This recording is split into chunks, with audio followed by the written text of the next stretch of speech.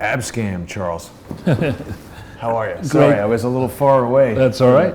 Great to be back. To make you reach there. That's all right. So American Hustle, un-American Hustle. I mean, this art department just goes from strength to strength. I mean, the composition of this is fantastic, and then you look at each of these different pictures.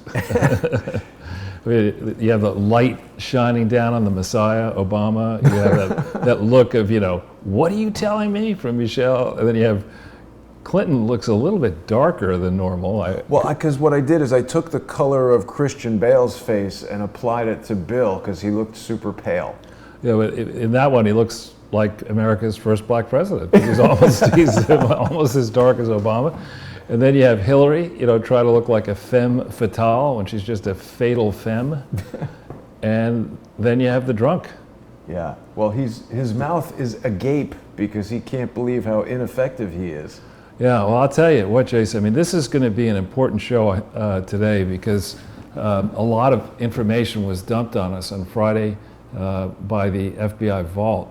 And so that required me, it was 428 pages, which I was able to read pretty quickly. And then to try to fit the crucial pieces of that dump into context and explain why it's so important and why I believe the tide has finally turned will take 12 whole slides. So. But I think people are quite pleased to hear that, Charles. People email me all the time and say, what's going on? How come Charles hasn't put Hillary Clinton in jail yet? That's right. And I said, you're aware that Christopher Wray is in charge of the FBI, not Charles. Well, I think what we're trying to do here is provide, what we have done is we provided a lot of information, some might argue too much information, so that once the people who are prepared to listen to the lamestream idiots on MSNBC and CNN, once they finally reject those media venues, they will now have, this is our 160-second, probably be more than 2-hour broadcast, they'll have a lot of information they can go look at, both the videos and then more importantly the supporting slides, to see just how cruelly this group and others behind them, the puppeteers, have sold a false narrative so adroitly to hundreds of millions, billions of people around the world. They promoted globalism, unregulated globalism, because it makes each of these people phenomenally wealthy. And instead of providing true progress to we the people here in the richest country on earth and to others, nations of varying wealth around the world, what this system has done is it has made it very difficult for people to increase their hourly wages. You may increase your total income in a year, but you're working many more hours than you worked prior to the advent of the internet, when people did just work, if they were working a salary job, 40 hours or 45 hours. Now you're working 100 hours a week minimum, because you're checking your email, every night you stay up late, you're texting, you're watching videos, and if you don't do that, you don't stay up with the crowd, unless you've got an inside job, you can be fired.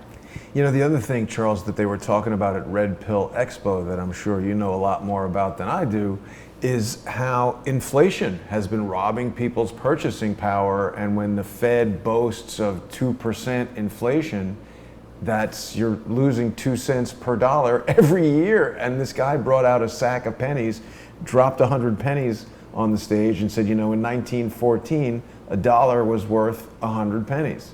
And then he had 3 pennies, and he said in 2019, a dollar has the purchasing power of 3 pennies. That's right. We've talked about that in the past. The whole idea of purchasing power is a pretty interesting question. Should you be looking at the purchasing power of the so-called Big Mac index? The people got this thing together. I know how much you love Big Mac. But you go around the world and you see, what does a Big Mac cost in Russia? What does it cost in the UK? And then how does that translation compare to the currency markets, telling you how much a dollar is worth and how much a ruble is worth, et cetera? The point being there that, you can mess around with basic necessity costs, But the real thing that makes a difference in people's lives today, Big Macs? no, is whether you get an undergraduate degree and a graduate degree from a serious, well-respected institution. Whether it's the state universities, of which there are some very good ones, or the much more expensive Ivy League universities and their equivalents, the cost of that has risen far more than the Big Mac Index or the CPI or whatever else you want to pick. So you're absolutely right. And these people are selling a vision of progress. They're just trust us. Just don't care that we're flying around in private jets, that we were bankrupt, and nobody seems to touch us, and don't care about what happens to our enemies, don't care about how rich our friends. Just we're selling you progress. We're public servants. You expected to believe that, and because many of these people are supremely annoying anyway, you don't want to think about it. Is that actionable, being supremely annoying? It should be. You charge somebody with that? You have a right to be believed, but you don't have a right to be supremely annoying You don't and have the rip us right. off. Yeah, no right to be believed. People do have the right, Charles, however, to preserve their right to access the information that they want. I hope that people are starting to realize what I've been talking about for 2 years, which is that YouTube and Periscope and Twitter and Facebook and all these things are not actually free. What we've done over the past 10 years is basically handed over to them our ability to choose what we get to look at on the internet. So I hope that our viewers will go to patreon.com/crowdsourcethetruth or subscribestar.com/crowdsourcethetruth and become sponsors over there. I really do appreciate people that send sponsorship funds to paypal.me/crowdsourcethetruth. But of course, that doesn't protect the videos. YouTube has been knocking out channels. There was this whole dust up with Vox and Steven Crowder. A lot of people are saying that the Vox thing was, sort of a front, a social engineering exercise to create a pretext for kicking Steven Crowder off of, demonetizing him basically on YouTube. He's a pretty popular conservative, comedian who has a real popular podcast. So we see a lot of people engaging in social engineering, Charles, and I think I've come to realize I don't like it. Really? Well, with that, maybe Yes. we should jump into the slides because we have quite a few to go through. Quite a bit to deal with, exactly. Okay. So, with the information we're now going to share with you, we're not going to take you through anywhere close to 428 pages. There's a lot of information in this Part 33 dump. But it is crystal clear to me, it has been for many months, that this whole Russian hoax con job was the final Hail Mary play on the part of the Obamas, the Clintons, to a certain extent the Bushes, and the people who serve these unregulated globalists to obstruct true and due inquiry into the Clinton Foundation fraud, the Clinton Foundation crimes, the Clinton Foundation corruption. They're trying to get you looking over here so you don't look over here. And what we have for you in the 160, now this will be the 162nd video, we've got over here. And we've got a situation where more and more people in the mainstream media are just beginning to understand they've been conned. Because when you look at the very same people, the people who are over here supposedly trying to put down the Clinton Foundation fraud in its infancy, absolutely the same people who, in quotes, missed the Clinton Foundation fraud, looking at it for 4 years when it was really obvious it was a fraud, are centrally involved in going after Donald Trump for the Russian hoax and in perpetuating this and yapping about it on cable TV and pretending that Congress is going to do more inquiries. It's a very same group. And these people, the Obamas, the Clintons, as I say, the Bushes, the people who backed the Bushes, certainly Robert Mueller, Comey, Rosenstein, Christopher Wray, and others, they must believe that the average American is freaking stupid, because they're behaving as if they don't think they're ever going to be caught. And they may also be behaving in this way because they believe they have a sucker punch against President Trump. But so far, in 22, 23 months, whatever it is, President Trump has managed to fend off Mueller and Weissman and the other people. Maybe there's more stuff coming, quite adeptly, I might add. Yeah, exactly. Exactly. So what we're going to take you through here is a new view at the degree to which this crooked bunch of hustlers, un-American hustlers in my view, and I don't use those words lightly. These are people who have rejected the Clintons, the Obamas, Mueller, Comey. They've rejected the basic foundation of the American Constitution. They have rejected the idea that federal government officials swear an oath to the Constitution. Instead, these people are enthralled to some vision of globalism where it's not regulated, where a national constitution doesn't matter, and where your first duty is to the president and the political party, or the clique within the political party that the president leads. That is the vision of the Clintons. That is the vision of the Obamas. That was also, I would argue, a vision of both H.W. and W. Bush. It wasn't enough that you're a Republican. You know, when W. Bush was president, are you a Bush-loving Republican? You know, because if you're a Dole-loving Republican, maybe you don't get as far. Or if you're a Reaganite, you don't get as far. That idea has, I think, gone a long way to destroying any chance of the old-fashioned phrase comedy, not comedy, but comity, good, normal relations among people. Instead of saying, you run a presidential race, you run a senatorial race, whatever, you go to Washington, D.C., you don't just work for people in your party. You work for the entire country. It happens that you wear a label, Republican or Democrat or independent, or in the case of, Elizabeth Warren, stone cold stupid. But that's not the way it should be. And that's not what the framers expected this government to be. The framers expected it to be a government that would get together and serve the interests of the people, advancing the interests of America.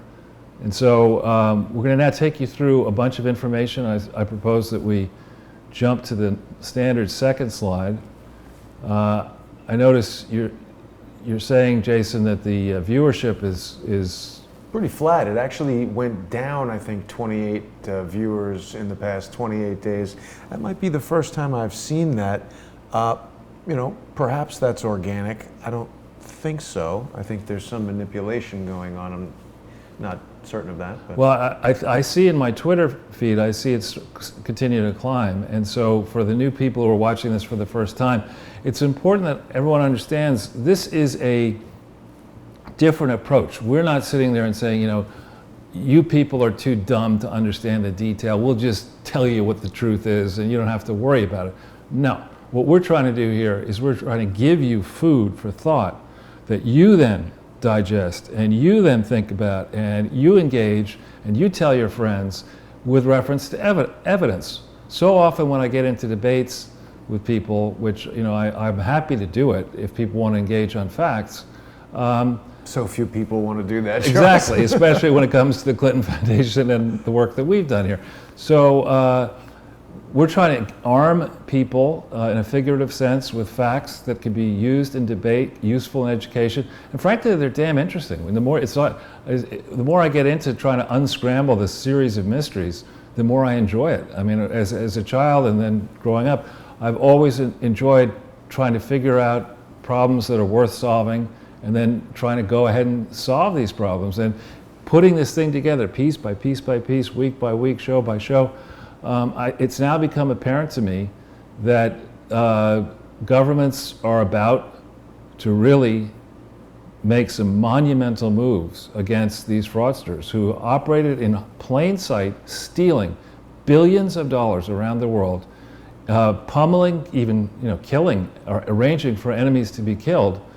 I think the ground is going to shift suddenly, just the same way it does, when before earthquakes, you hear tales oftentimes of the birds quiet down, the animal stuff, it gets calm. Next thing you know, the tectonic plates move, and depending on how bad the quake is, you could get something that's, to use their scale, I believe an 8 is pretty rough. Uh-huh. A 9 is extremely rough. We could be talking here about a 14, 15. Wow. How high does that Richter scale go, Charles? I don't know. Let's hope it doesn't. I think 10. No? Is it 10? Well, whatever the highest is. I don't like earthquakes, Charles. I was in the Northridge earthquake. What was that one? 6.3 or 6.6 in like 1993 or 1994 in California. Was that a fun experience? I would not say it was fun. The hotel I was in caught on fire, Really? The windows smashed. They were like, "You're checking out right now." At 3 in the morning. It was the Shangri-La Hotel on Ocean in Santa Monica. Well, Shangri-La is a good chain. I don't know if it's part of that chain.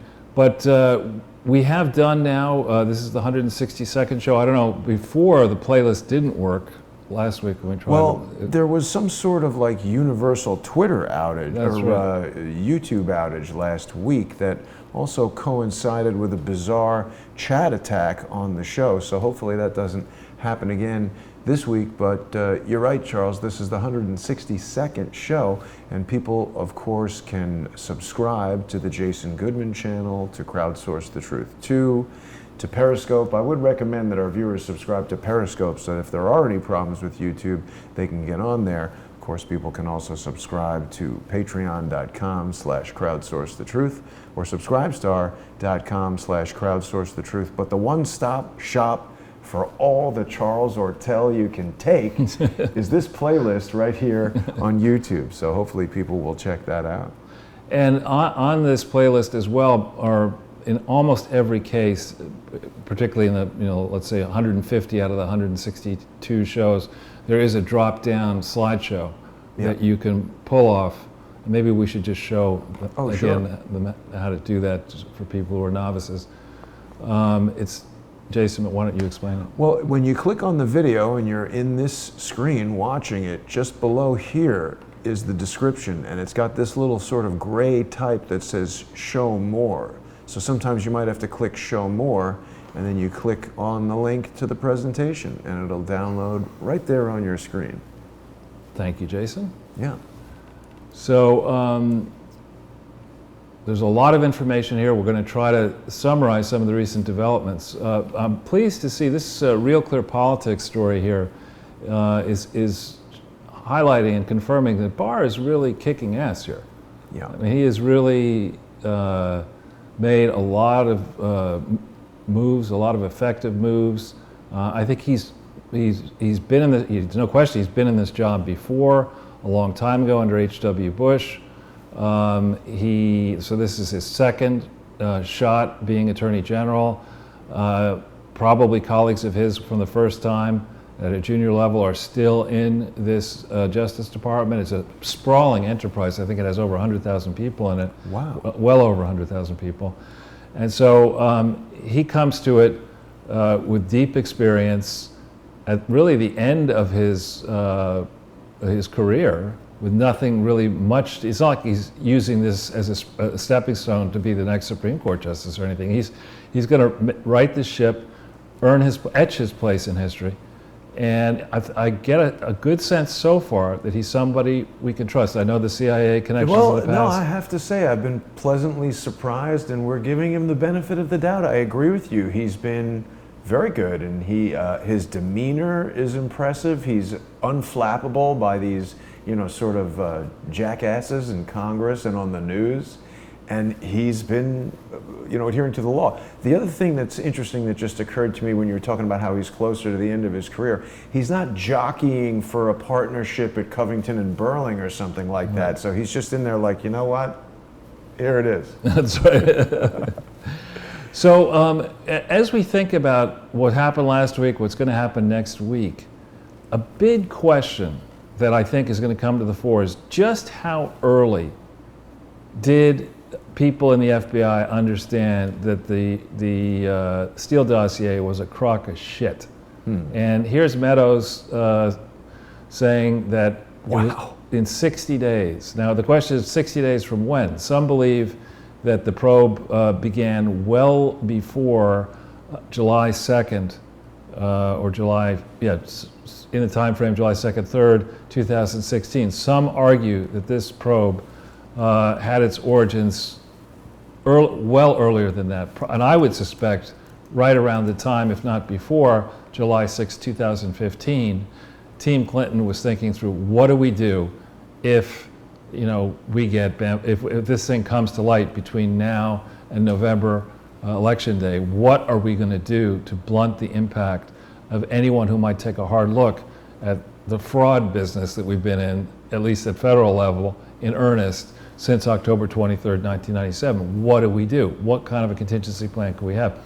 If it is true that Comey and Obama and Jarrett and others and Clinton and others understood that this was bogus, if it is true that, for example, Perkins Coie, a law firm that is in the middle of all this DNC primary rigging business and in the middle of the selling the Steele dossier, or at least hiring people to prepare the Steele dossier, if that powerful law firm had, irrefutable evidence that this was totally bogus, and then turned around and was, twisting arms of people in government to use knowingly false, deceptive information to cast aspersions against Trump and his campaign people and harm people and cause them, this firm would need to be fully exposed and likely should go out of business if they were centrally involved in promoting. They're a fraud. These are potentially co-conspirators in selling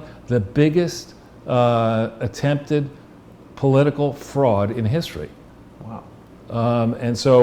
And remember that the gentleman, one of the people involved here, Bauer, who's now I think out of the firm, Bob Bauer, was, we got some funny named people in this firm. Bob Bauer was White House counsel under Obama. And then he left the day they retrieved, they sent somebody on an airplane all the way out to Hawaii to retrieve a PDF document. That was Can't email that. Yeah, no. They come back with a PDF document that could have been emailed, and the guy promptly resigns that instant. But wasn't there somebody else who died right after that? That was the Fuddy. That was the person who, the state registrar or whatever, whoever was going to issue these things. What's her last name? I thought it was Fuddy, but I could. That's quite interesting. We need to look that up. That the coroner in Las Vegas is Fuddenberg. And I was thinking, that's a strange name. And all the coroners that seem to be involved with anybody who ever knew the Clintons has the last name Malik, which is a lot like Moloch, which is a superb owl that people might be aware of. So, going back to the second question without pulling up the link, how long did folks know that the Steele dossier was bunk? Because it was trotted out to try to have an impact on the 2016 election, but the fact that it was floating around there and the allegations were floating around there definitely had an impact on the 2018 election. We've jumped into the third question, and the third question is, why, if we go into page 2 of this, Jason, if you make it a little bit small, you hit page 2 at the bottom, look at this. We've done this before. Remember, this is the issue of the Abedin laptop, all right? And here they say, this thing is dated October 3rd, 2016, okay? So a month before the election. Just putting this on the record because of the optics of this case. It's an interesting memo to write in an FBI file, and an even more interesting memo to circulate via the FBI vault to the public now, or recently.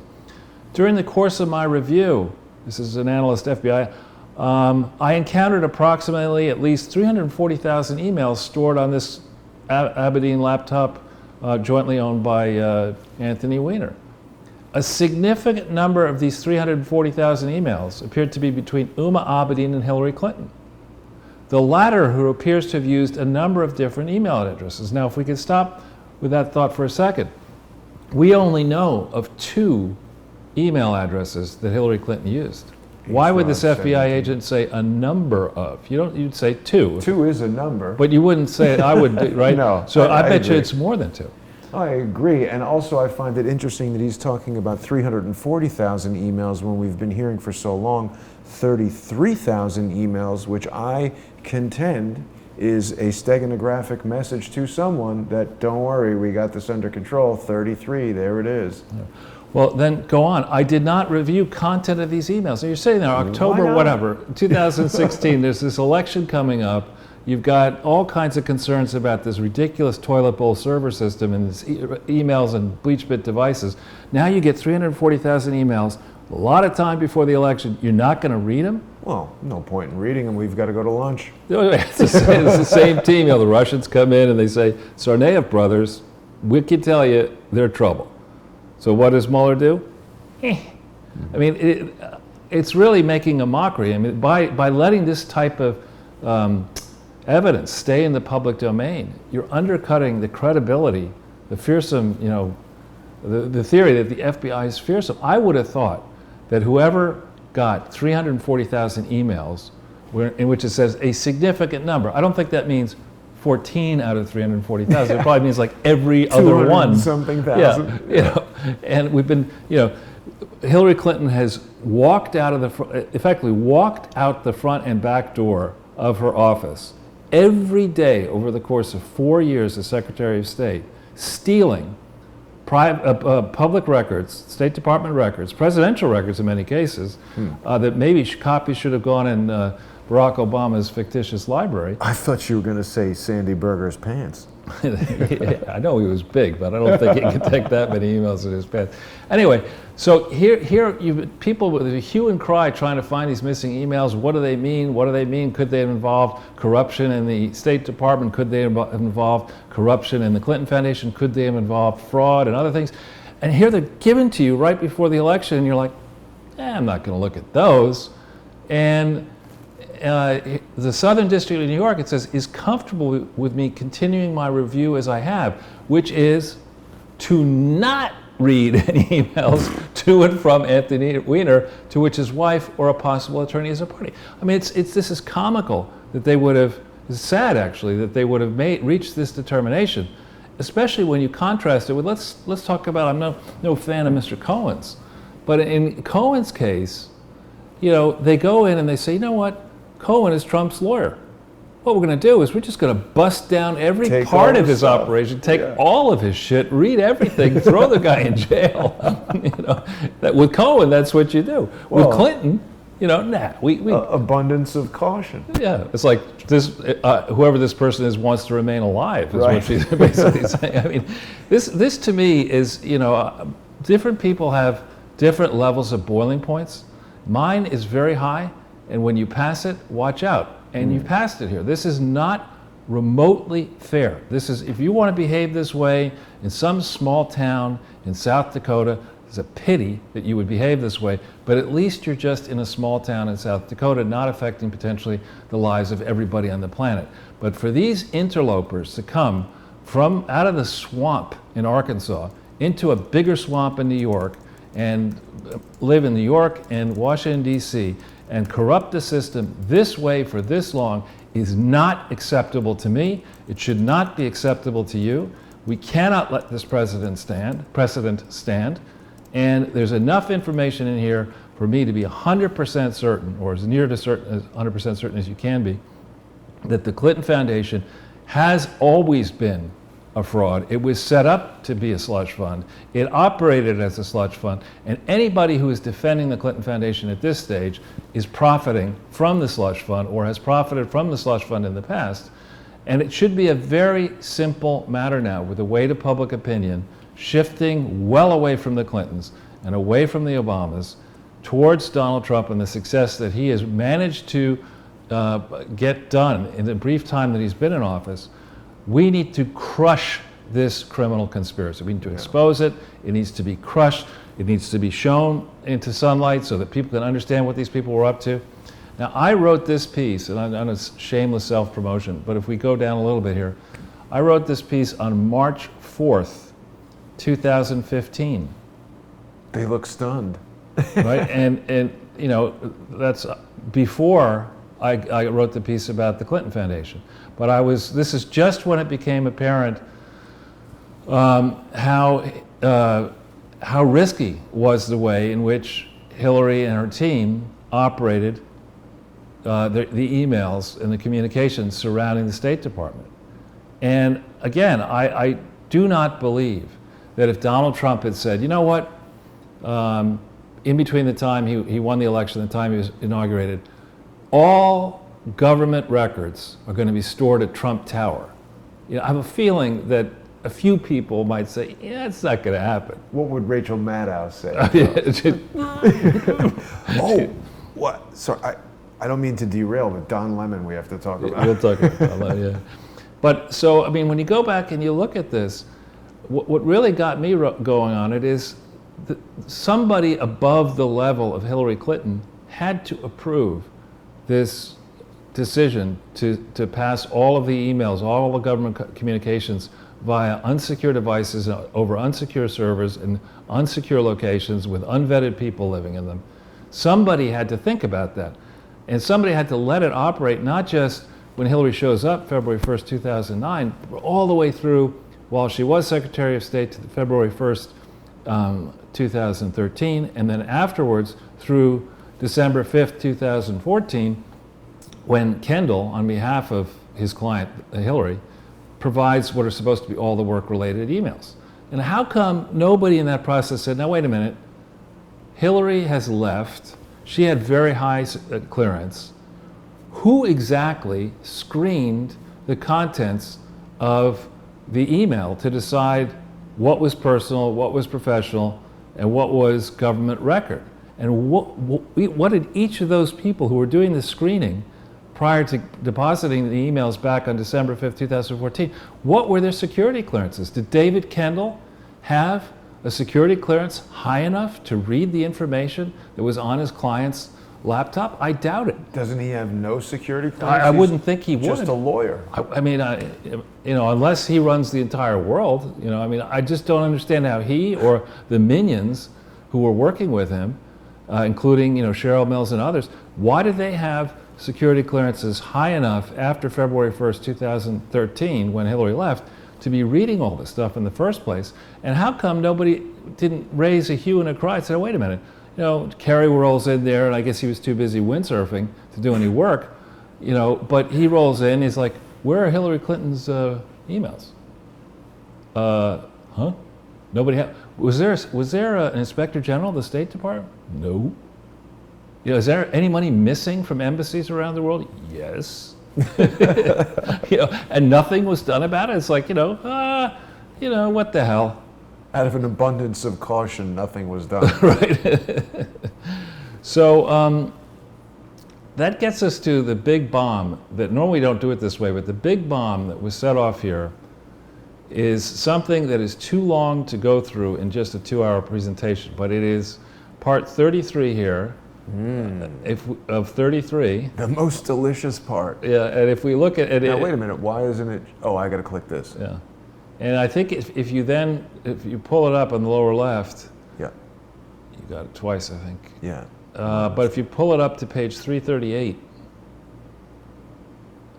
338. Yeah. That's a long document, Charles. I know. Takes a lot of words to describe. There's a lot of information in here, and as I say, it's not something that we can 338. It's not something that we can fully go through in one session. But starting here at page 338, this is not a bombshell. I mean, this is the ammunition factory, the armament manufacturing factory. It's just it's like an entire. It's like when we used to blow up a Pacific island to see if a nuclear weapon would work. That's what this is. And this is a long thing. You see here, it was unclassified December 1st, 2016. Interestingly, and this is a summary. The FBI put this out on Friday, I believe, of a report that was done to try to figure out what Sidney Blumenthal was up to. Okay. And it goes on and on and on. But what is shocking about it is it suggests that Sidney Blumenthal was part of a group that was trying to recover money stolen by the Gaddafi family that some estimates are that it's $68 billion. And that he was part of a crew that was effectively eligible to get a bounty. Some say 10%. Some suggest 30% might have gone to the team that recovered this money.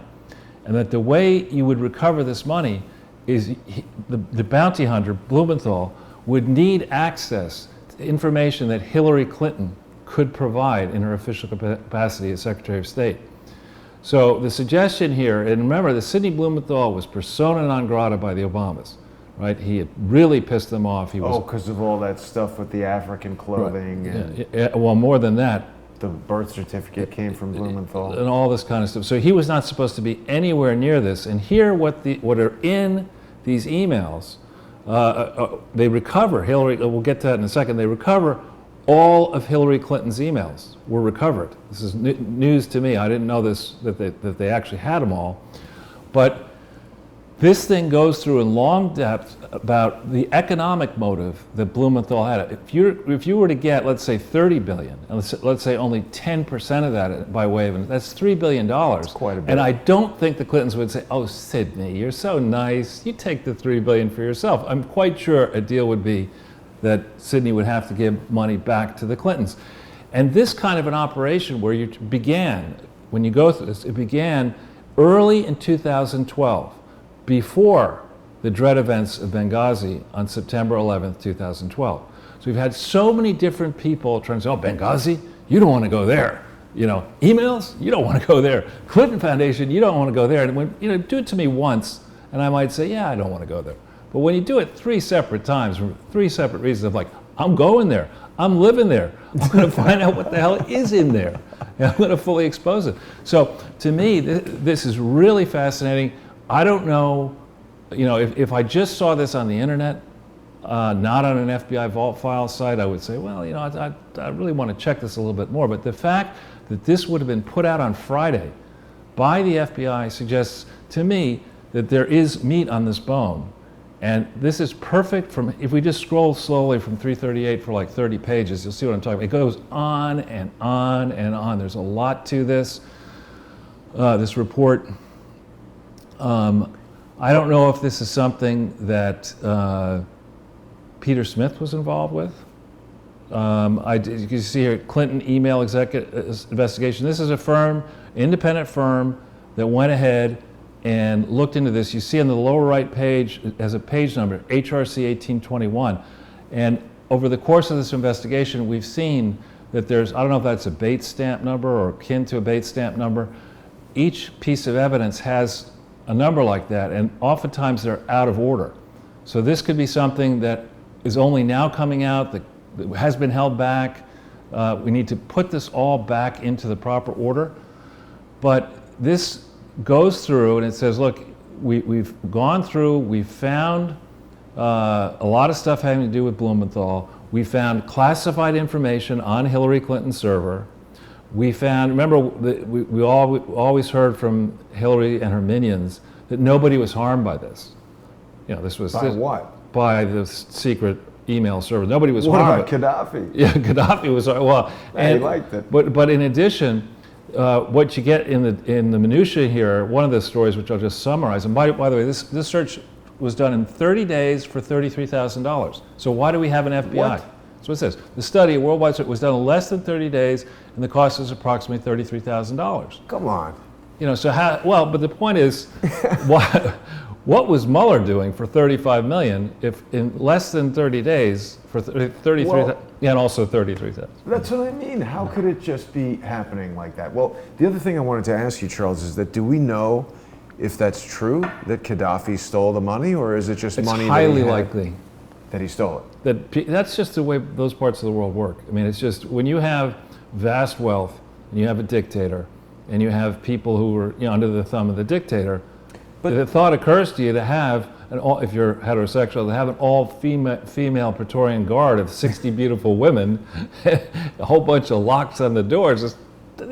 Just only trouble me when another billion hits my Swiss bank account. But the Moriartys have said that all of that type of thinking and presumption about Gaddafi is incorrect. Well, whether it's Gaddafi or people around Gaddafi, there remains a lot of missing money around Libya. We needn't dwell on whether it was Gaddafi himself who stole it or people. There's always, when you have a slush pile of tens of billions of dollars, if you are the leader and you actually don't care about the money, chances are that attracts the fraudsters in droves. Because when they hear there's $60 billion and the guy doesn't care about it, he's too busy with the 60 people in the Praetorian Guard doing what he's doing, the money disappears.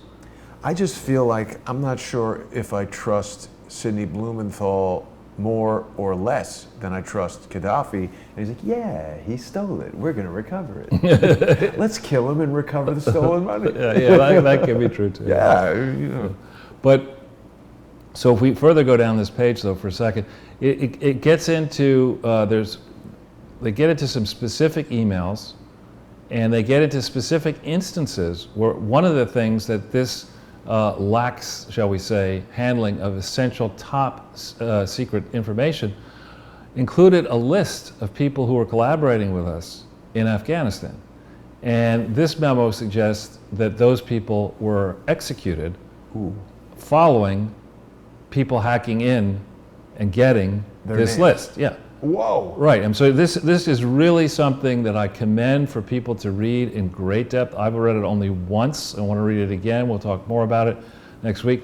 But to me, this starts to get past the zone of saying, oh, you know, I'm just a public servant. Convenience. You know, it's like, what do you want, a rope? I mean, this is treason. well, and BTW, the whole reason you're not supposed to mishandle classified information is for exactly that reason, because lots of people can get murdered. Right. Wow. So as I say, this goes on and on and on. Experts who know more about what some of these technical things mean will have their view. Please get in touch with me if there's stuff you think we should be looking at especially closely.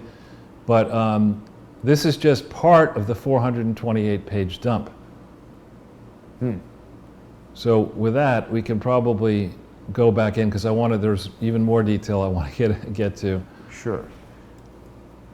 Back in, oh, right, sorry. We're going over here. Yes, sir. All right, so this is a piece down here, Jason. Yeah, that's another lengthy piece. And this I don't know who put this one, Paul Sperry's, fantastic. Looks like Roger Stone's house. Yeah, it is. And this is a very, very long piece by Paul Sperry that recounts the number of people whose lives were affected by the aggressive behavior, I would argue extra-constitutional behavior of Weissman, Mueller, and his team of stormtroopers. Mm-hmm. And again, when we think about, it's one thing to talk about the law, and then it's another thing to talk about the regulations and the practice and the precedent. This Mueller witch hunt is in history now, and it will signal, if it is not fully examined and laid bare for the fraud that it was, then this will now create the possibility that 4 years from now, 8 years from now, 12 years from now, a new team will come in and say, look, Mueller got away with it. You know, the Clintons got away with it. The Obamas got away with it. We're going to take whatever Mueller did. This is a Mueller 1.0. We're going to make Mueller 9.0. We're just going to take your shit, you know, and throw you in Rikers Island and not care whether you come out. In fact, we'll direct some team to knife you in the shower. I mean, this is not the way we think about Mueller. We think about what Mueller did, it is alleged, with Whitey Bulger, you know, and the people who went to prison and had to be, those that could be set free, several died in prison because of Mueller's bad decision, to put it mildly. It's not like this Mueller guy, you know, over here, it's not like he's Rafael Nadal, who today won his 12th French Open, you know, who's a straight up the best, you know, men's clay court tennis champion that ever walked the face of the earth. That's not Bob Mueller. Bob Mueller is a highly conflicted fuck up. And you know, this can't even play tennis. Well, he can't even get his way, but properly pay his way into one of Donald Trump's country clubs, golf clubs, whatever. I think there was a Is that true? There was a big fight. I don't know what the fight is over. Mueller was trying to join the golf club? Yeah. And Trump said, There was some back and forth on I don't know what, but on a more serious note, you know, the fact remains that as of this moment, multiple people, our good friend Jerry Corsi and others, multiple people have had their lives turned upside down for the worse because Andrew Weissman and Bob Mueller got away with this bullshit trying to protect the Clintons and the Obamas and the Bushes. And this cannot stand unpunished. Yeah. It cannot. Yeah, people were just asking in the chat a moment ago, they said they haven't heard much from Dr. Corsi lately, although I do believe he is pretty busily writing. Is there anything that we can say about a Dr. Corsi update, Charles? I speak to him more or less every week, and I can tell you that he might be about to make some more news. I don't want to steal his thunder, but I think he is aggrieved and been damaged by Mueller, and he's already suing Mueller, and I think there's more to come. Yeah. A lot more to come. Yeah, and I've been speaking to Larry Klayman as well, so it seems like everything is, the doctor is sort of just like hunkering down right now, and we'll hear from him when he's ready. Right. All right. So then this one here. Now, Jonathan Turley is a self-described lefty. Nothing wrong with that, but the thing itself speaks. It's another long article, but he's making a very important set of points, and one of them is that in America, uniquely, in theory, you are indeed innocent until proven guilty.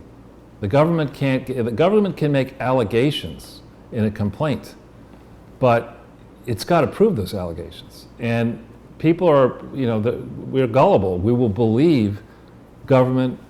People will believe people who stand in authority will believe what they say. We won't question them enough. And so that's why the government, when it launches a probe, it has to launch a probe into a crime, a suspected crime. It has to get an indictment. It has to get, ultimately it has to get an indictment, and the process of securing an indictment is a secret process. The reason being that you could, if it weren't secret, one of the reasons is that the government could use its considerable authority to just shame somebody into copping a plea, as they did do with Flynn, as they tried to do with crime, right? With Corsi. And Turley's making a very important point, set of points. He's a law professor, that you are innocent until proven guilty.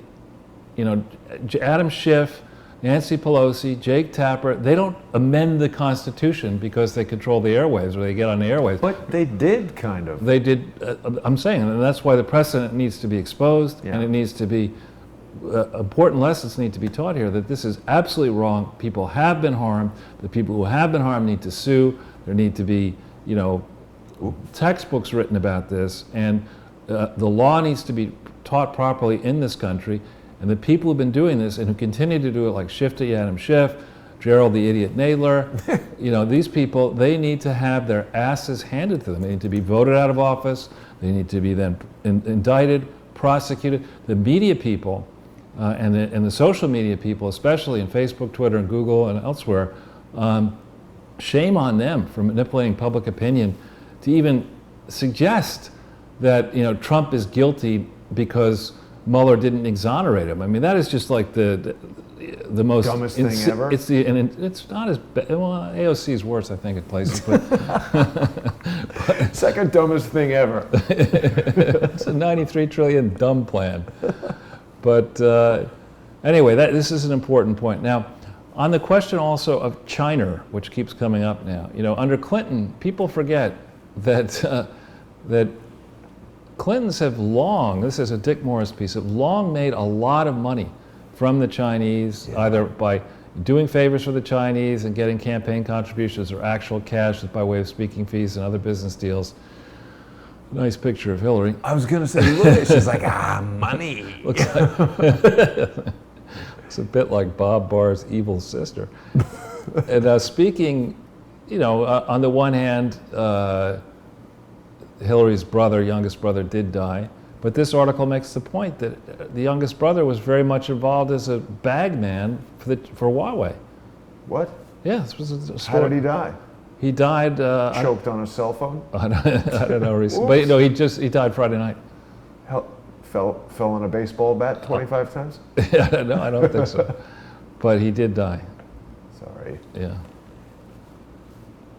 Well. But there has been, to focus on Russia, the countries, the Soviet Union arguably, when it broke into the separate states, the Soviet Union had a reasonably large all-in economy. The Chinese economy in 1989 was a peanut, it was tiny.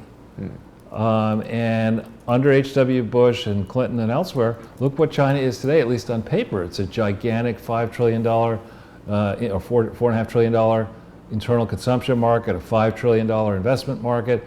It's got all this high-tech stuff. Query how much of it was created by stealing American and Western Chat tech. attack just began, Charles. Is that right?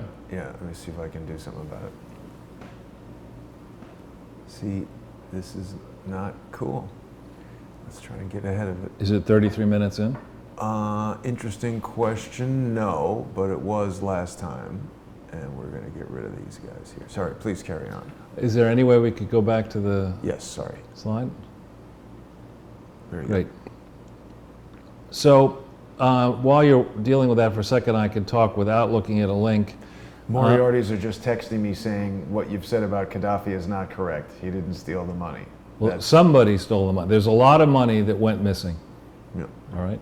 So, and maybe it is as you suspect. Maybe it was, Sidney Blumenthal got somebody to steal the money. Right. He was like, look at what you did. and I could get your money back. Yeah, exactly. I'll take 10% of what I get back, and I'll keep 100% of what I already stole. But somebody suggested to me that maybe the Clintons think they've got their way around this, that what they're going to do is simply shut the foundation down, and if they shut the foundation down, nobody will be able to, people will say, the foundation's shut, we don't have anything to talk about.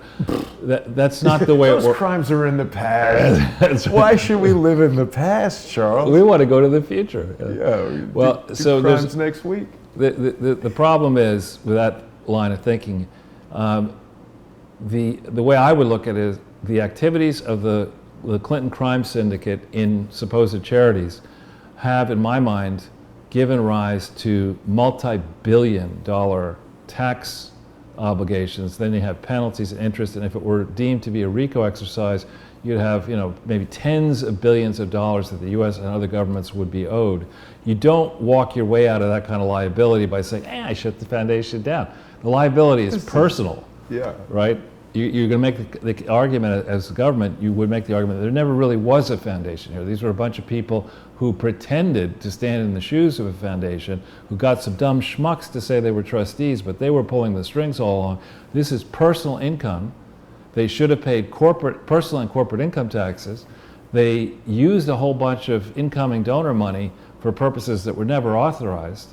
And we're going to go, if the next step in this chain is you want to anticipate your trouble by engaging in bankruptcy fraud or liquidation fraud, by all means, we'll add that to the pile of charges that we're going to get you for. But there's no way that you can reduce or even shut down the foundation and escape justice unless Barr and Trump decide for some strange reason prior to the 2020 election that they don't want to get reelected. Because if they were to do something like that, there is no way Donald Trump would win re-election. So then, second to last here, this I love. There's this guy Andrew Kerr, who's now at Daily Caller, who's got a piece here on Elijah Cummings and his latest wife, and they have tried. Now, Elijah Cummings represents Baltimore, which is it's barely a city at this point, and he is chairman of the Oversight Committee, which is a very powerful thing, and this new wife has a charity. We stop right here. Maya Rockymore Cummings has a charity called the Center for Global Policy Solutions, and then her for-profit venture, because she doesn't want to have any confusion, is called Global Policy Solutions, exactly the same name. Well, it's totally different. Give me a break. They probably have one bank account, and who knows how much money goes through it. They are refusing, they think they're going to get away with refusing to provide information. And this Andrew Kerr is a great younger guy who's started working at the Daily Caller. He has a fair amount of experience chasing fraud. And I think there's more to this story. I think we're going to discover that many men, this National Legal and Policy outfit is also a great operation. I think we're going to find out that too many politicians have fake charities. And because they see that less than 1% of all charities get audited, and because they're very powerful, it's a great crime. Yeah. Why do you keep robbing the banks, John Dillinger? That's where they keep the money. Exactly. You know, Charles, Baltimore is interesting because just last week we had the Bishop Larry Gators on talking all about the Down Low Club and the Boulay Society, and there's some witches' coven in Baltimore that's tied to the Boulay Society. And I know it sounds ridiculous, but if you look up the Black Witches of Baltimore or whatever, there's documentation of it, and they're up to who knows what. Is that at all involved with any campaign to get you to go on vacation in Maryland? I mean, you I know, you don't see that think on so. television, you know, No. beautiful Maryland or something like that. Come to where the witches are. That's right. So this, you've been traveling, you probably didn't see this, but there are two lawmakers, one in Arkansas I did see and one in that. Oklahoma, shot dead at home. And this first one here is the Arkansas lady, and the CBS affiliate and the ABC affiliate have both done recent reporting on this. This lady was a brave Republican lady who had found that I think it's a Child Protective Services group in Arkansas, the state of Arkansas, had horrible accounting. A lot of money was missing. She was asking questions. The suspicions are I don't get into this trying to understand child sex trafficking, but there is a suspicion among experts that Child Protective Services can be perfect cover for trafficking in children, as can running abortion operations, where you say that, you know, the child was aborted, but in fact it wasn't aborted, and then you start trafficking in these babies. And it's just, this lady was looking into it. She was a brave lady, and she's now dead. Yeah. And I hope members of the real FBI who care about stamping out this kind of crime, if this is a crime, if it turns out to be a murder, not a suicide. I'm just saying, you know, I think beyond these two, there are also two suspicious deaths involving detectives here in New York. Yeah. You know, people were asking me, what does Larry Nichols say about the death of the state senator from Arkansas? And I did have a little conversation with Larry about it, but I don't want to speak out of turn. We're going to wait until Tuesday and see what Larry wants to say, if anything, about this. Good. Well, so let's jump into the next slide, and we'll try to move quickly through this. There is a fair bit of information. So I'll only tell you which links to pull up, Sure. so we can save some time. For people who want to understand what the FBI Vault is, this is not, you know, an internet site that is supported by, you know, people who love the FBI. This is the FBI. It's a way in which they get information out to the public. And let's hit the second link. Is the idea that they want information from the public, and they put That too, but I use it primarily to try to understand how the FBI works. Okay, so they don't definitely want people doing that. well, if we start here, this is, and let's not pull up these guides, but the Domestic Investigations and Operations Guide is very long, and it explains in great detail how the FBI is supposed to work when it does investigations inside the United States, which is its primary mission. Emphasis on supposed to work. Right, but nonetheless, so when I would see, you know, on a document, sensitive investigation, you know, I would just say, well, that's sensitive investigation. Of course it's sensitive. It involves the former President of the United States and his wife. Well, that's a specific type of investigation. So to understand, as you review the information that we're going to take you through, and I'm not going to tell you I'm an expert on the FBI or this guide. If you want to gain additional context about what you read in these various vault files, you also need to read this DIOG. And you can pull up the latest edition. They explain what it is here. Okay? Most recent one is October 16th, 2013. Time for an update, probably. Okay? Is that it for this? That's it. Okay, back And to then, this. now, let's hit this third link just to show people. People are fond of saying that there's nothing, you know, the Hillary Clinton investigation was part of a normal security review. There's no there. If we just scroll down this page, there are 33 sets of documents so far in this investigation. 33 separate ones. Okay, Part 33 is not yet filed in the index for some reason, but we have it, and we'll show it to you in a second. So there's tons and tons of information. If the FBI were inclined, and thank you, by the way, whoever's doing this at the FBI, if they were inclined to make lives a bit easier for those of us who are not in the FBI, it would be great to go back through all of this and now put it back out in order. Put it in chronological order, not of when it was pasted up here, but as the investigation matured, put it all together. You know, this event happened on June 5th, 2015, and then here's the section June 6th and 7th and 8th, so we can follow the trail. The way it's done now, the most recent two dumps, 32 and 33, are done sort of in that fashion, are helpful. But a lot of the stuff in the past, you have to have, you know, a very large brain and a lot of time to put all this. These are thousands and thousands of pages in order, and this will defeat, you know, most human beings' ability to actually see what is there. But we're hopeful that we're providing nuggets that will give you a sense of what truly was going on, and that was that this investigation that was launched into Hillary Clinton's mishandling of classified information was launched against the will of the people leading the FBI, James Comey, and against the will of Brennan, and against the will of Obama, and therefore it was, in my opinion, obstructed. And the brave people at the FBI who looked at that and said, bullshit, you're not obstructing this investigation on my watch, have been feeding us crumbs, which have been very, very helpful crumbs. Part 33 we're going to go through in a second. We showed it to you already. But for people new to this game, Jason, if we hit this link here, this is the first part. And this was at the end, the supposed end of the investigation. Remember, Dopey James Comey arranges for Strzok and others to interview Hillary Clinton. It wasn't under oath. It wasn't an her lawyers were present, her co-conspirators were present.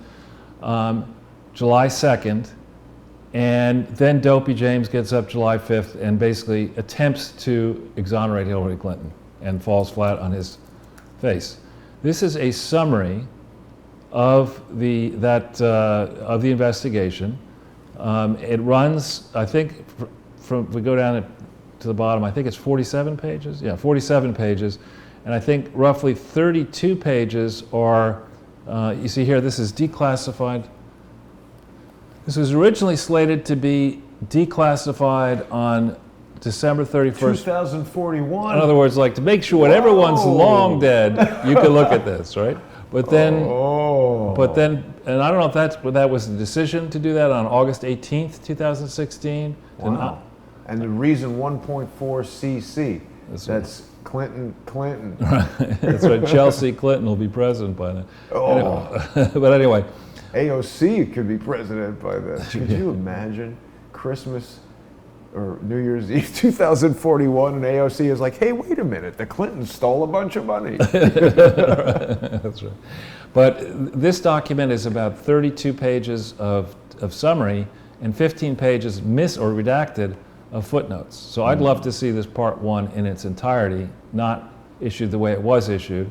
But they clearly thought they were going to not tell the public about this. And then we go back into the slide. A lot of people, even Judge Napolitano, were saying there's no, we will never know what Hillary said in her interview. If you hit this link, that's a summary of Hillary's interview. Okay? This, too, was supposed to stay classified until December 31st, 2041, and that decision was made on August 31st, 2016. But they've misspelled her middle name, Jason. Where is that? First line. Isn't it R-O-T-T-E-N? So yeah, it says, look, here she's being interviewed with her attorneys, multiple attorneys. Cheryl Mills. Peter Strzok's there, Laufman is there, all these other people. David Kendall, yeah. Right, you know, is that the way Jerry Corsi was treated? No, he said they put him in a room and he wouldn't let him go to the bathroom, he said.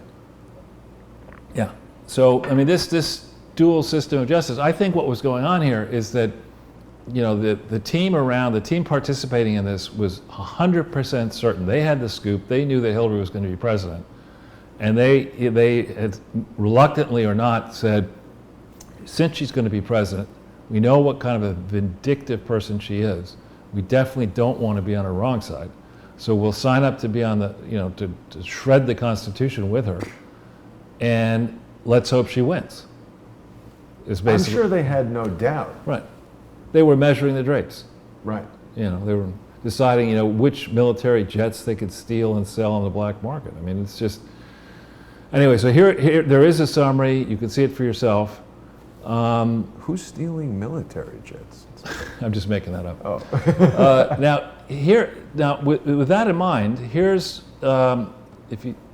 that one? On May 2nd, 2016, okay, we learned from Chuck Grassley, who's a stickler on this kind of stuff, that Comey began drafting on May 2nd, 2016, an exoneration statement of Hillary, but nonetheless that statement said she was grossly negligent. This is on May 2nd, 2016. We're about to show you, and in the 428 pages that we're not going to go over today, are meeting note after meeting note that occurred way after May 2nd, 2016 with crucial witnesses. So by the time he was writing this up, exonerating, the work hadn't been done. Kendall was resisting, the lawyers for the other people were resisting getting access to any information. Here's Dopey James Comey saying, well, why don't we exonerate you?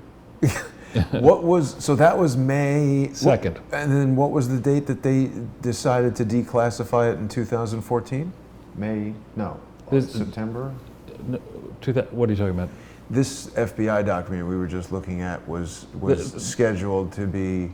No, this is 2016, August 31st, 2016. Yeah. Okay, so that's different.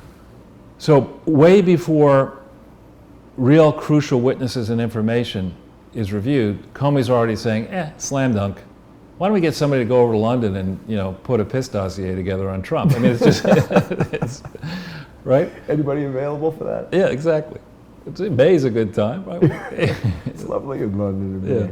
So then, this is, again, shameless self-promotion, but this is if you just take Google search results, you restrict the Google search results from May 1st, 2016 to July 1st, 2016 for stories that appeared involving me alleging fraud. Forget about Schweitzer, who was also doing this much more than I was. I mean, there's just a lot of stuff out there where you would think, the way you see these other FBI stories, it's always, we noticed in the press that something was going on, and we decided that we might want to ask somebody about it. You would think that somebody from the FBI would say, look, dude, you're on TV, and do you want to tell us what's going on? And I will reveal that in this time frame, I thought about going down to Washington, D.C. I did go down to Washington, D.C. and talk with other people, not in government. But I thought about going to the FBI. And I asked somebody at Fox who knows him well, do you trust James Comey? And I did not get, yes, I trust this person with my life. He's the godfather to my children. I mean, it was like, well, and when I heard that. That's enough. Yeah, it's like, okay. That's all I needed. So please explain, here's Dopey James, prepared to exonerate. You're telling me nobody in the FBI noticed all these allegations? Or nobody noticed when Marsha Blackburn, Excuse me, Charles, I have trees to go photograph. Well, exactly. Tweet about. Which one? That one. No, here's Marsha Blackburn. She sends a letter in saying, I demand an investigation, and she gets a form response back. Dear sender, when she's now she's a senator, then she was a congressperson. Richard Pollack here writing about in this time frame before Dopey James makes this decision that the notorious BKD had been disciplined all over the place. And that's the central accounting firm the Clintons were relying on to say that this thing is actually, the Clinton Foundation is not a fraud. And our FBI is just hell-bent for leather to clear Hillary Clinton because, you clear her, and then probably the deal went, as a guess, Comey would stay on, the FBI would have expanded powers at home and maybe internationally, it would be a bigger agency, and then when people left the FBI under Hillary Clinton, they could set up private security firms, they could get big contracts from the government or other forms of corruption. I mean, this needs to be researched really by a nonpartisan, apolitical group, people who are not trying to promote a political candidate or party, And we need to understand the depth of this fraud and just how completely Dopey James likely was corrupted. Now, here we have, again, more shameless self-promotion, but this is a piece that got, we've shown it several times before, it's now up to 300,000 views. And this is the memo that I put up on my site, and thanks to the people who referred it to Tyler Durden at Zero Hedge. And there's, as you see further down the page here, prior to the election, there's a lot of information right there. This is the executive summary, but there's the memo itself. Keep going sort of down here at the end. Yeah, okay. False philanthropy. That's what this is all about. We haven't got a title for the book yet, but I kind of like the title. That false. Could be, yeah. Because that's what it is, and it needs to be shown false for what. philanthropy. False, right? Misanthropy. But anyway. That's good too. Yeah. So if we go back in, the FBI, in short, had a lot of stuff in the public domain, and then we get to this one. This is the 3-part file, another vault file, that shows that the FBI maybe investigated the Clinton Foundation, but they decided not to go down the most obvious alleys. And the pace of the investigation was very strenuous initially before Mueller became head of the FBI and before Comey started to lead it, but then the second those people come in and 9/11 happens, it's like, we don't see anything here. The fact that it isn't audited, all the money isn't there, it's expanding internationally. We didn't notice that. Wow. And I would submit, without knowing, that there's a lot more in the FBI records than is currently in the vault, that they're still holding back a lot of information, and I would love to see Part 4 of the William J. Clinton Foundation and Part 5 and 6 and 7 come up. Well, there's another 30 parts that undoubtedly have to come out. Exactly. It just occurred to me, Charles, if you were like, let's say, a psychopathic megalomaniac who wanted to control the world, one of the very first things you'd need to do would be overthrow the United States. Right. Seems like perhaps that's what they were trying to do. It could be. Could be.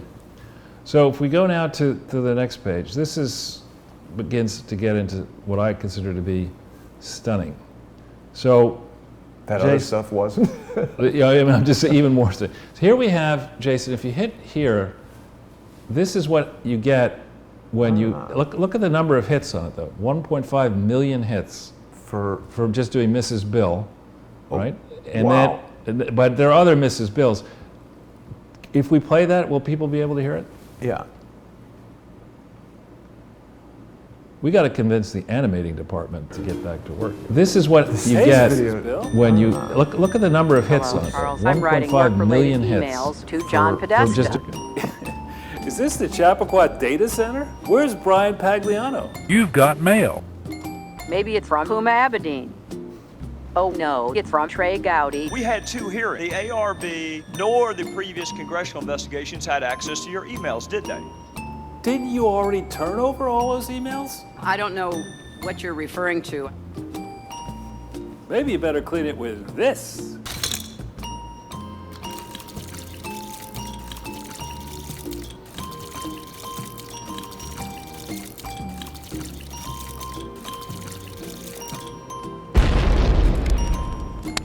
Oh no, Mrs. Bill! That was some weird shit. But that was remarkably prescient. Thank you, but less than 7,000 views, and look at how many thumbs up on that. 600 on a video. That's a lot of thumbs up for only 6,000 views. So I'm not sure what's going on there, but perhaps Hillary did not find that as funny as we did. But so on the one hand, that was, bitingly funny. On the other hand, here are 2, we'll just hit the first one. There's 2 sets of documents discussing this accidental meeting on June 27th, 2016 in Phoenix on the tarmac. Right. In the private jet hangar. There's Something 2 weird going on in Phoenix. Yeah, and remember as well that this is only 29 pages and there's another. And when I read this is mostly about let's get the motherfuckers who, leaked to the press the idea that there was a meeting. It wasn't, asking questions about the appropriateness of Bill and Loretta Lynch meeting. It's more like, who the hell ratted us out? You know, we got to get to the bottom of who's been spying on us here, and how did these stories come out? And I don't like to see this at all. So we're back in June 27th, 2016. Now let's go back into the slide. This is a memo, excerpt from a memo dated June 28th, the next day, of this part 33. It's pages 88 and 9. This one? This here. Oh. It was declassified on the 6th of May and published on the 7th of June, 2019. Right?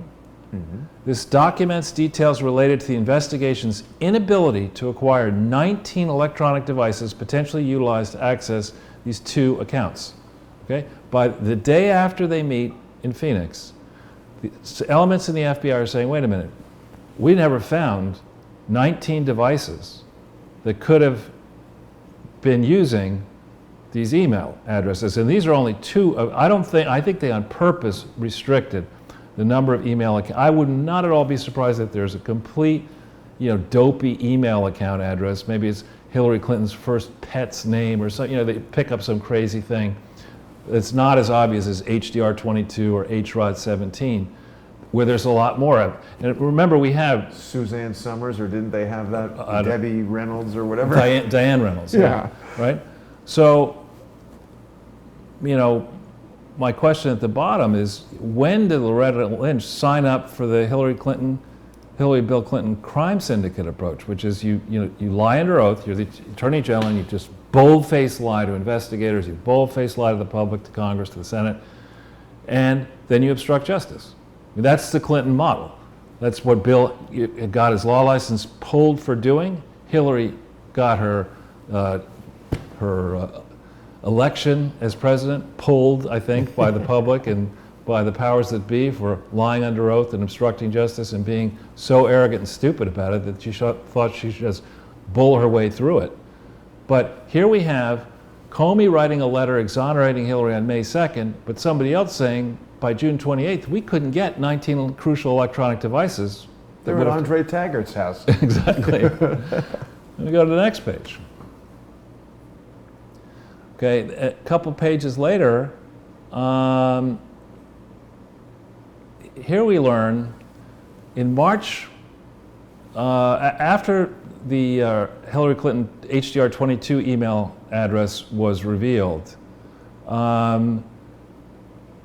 This guy again. Yeah, Sidney Blumenthal. Max Blumenthal is his son, right? I know. And do they hate each other, or? I don't think so. So why is Max Blumenthal? Right. So they prompted, it says here in, March 2013, according to interviews of Cooper and Clinton aide Monica Hanley, the event prompted a switch to Clinton's new email account and the creation of an archive of the emails in Clinton's account. Okay, so March 2013 is 1 month after Hillary Clinton had left the State Department. She's not a State Department employee. Okay? They are in possession of all of Hillary Clinton's emails, personal and government, March 2013. And here, Justin Cooper and Monica Hanley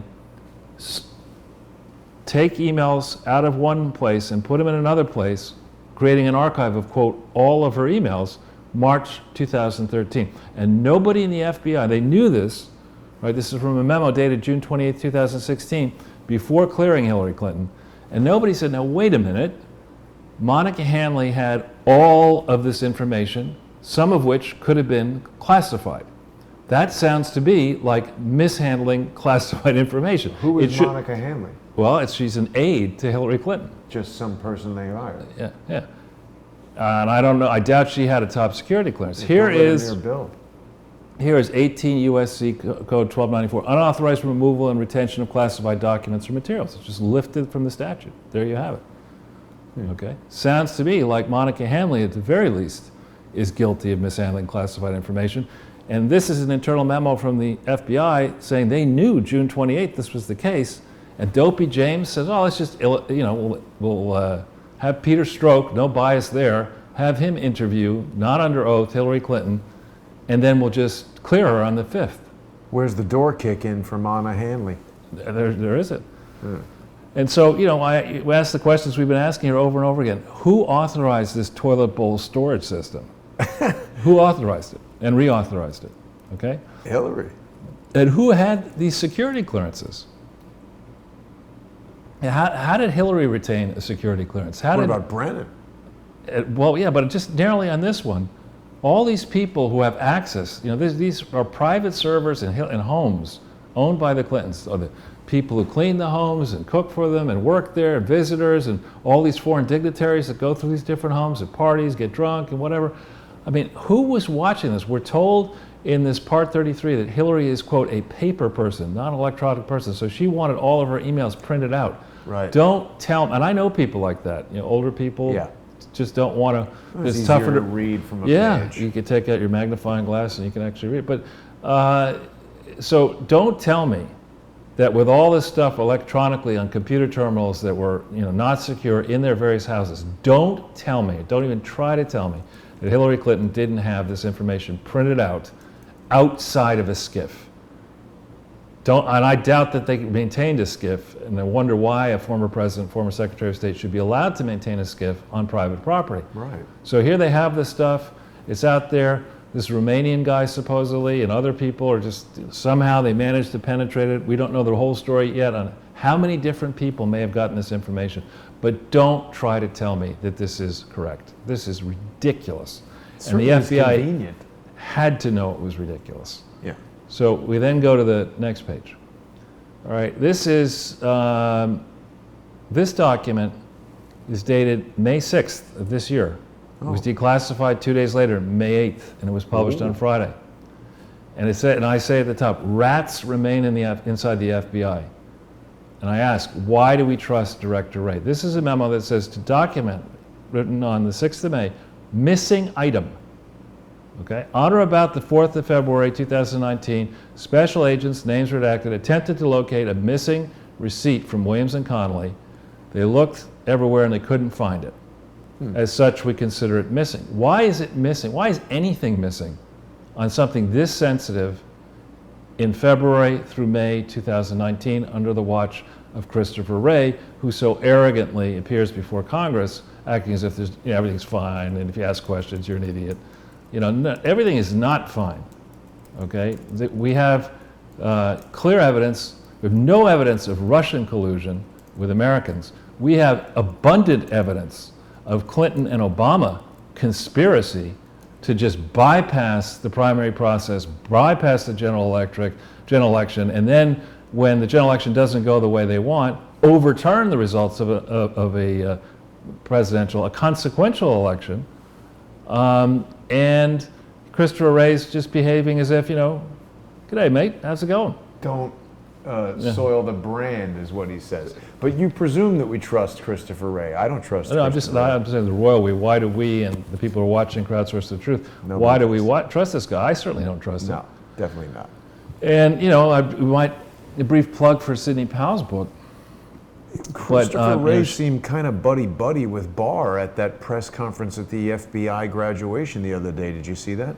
I did not, but... the great Sidney Powell, her book, Licensed to Lie. Yeah, it's still gaining traction. But look at all those 5-star reviews. That's unusual to have 5 stars. Well, and look at that. Sidney Powell is amazing. I wish they would make her Attorney General or something. I'd put her in charge of the kick-ass department.